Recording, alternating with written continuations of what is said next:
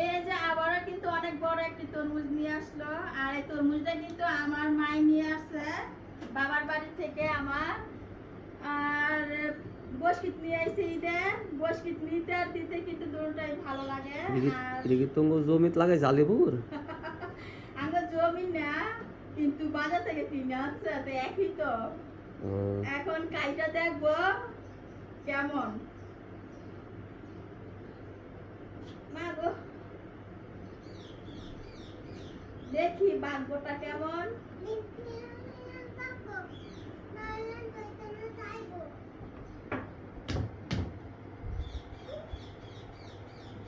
এভাবে কিন্তু থাপ্পড় দিয়ে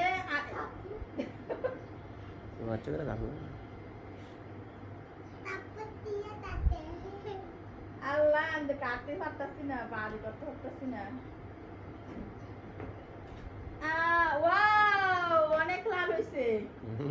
ভিতরটা কিন্তু অনেক লাল হয়েছে তরমুজের। যাক, আমার মার ভাগ্যটা ভালো, তরমুজ কিনে জিতে গেল। এখন খেয়ে দেখবো তরমুজটা কেমন।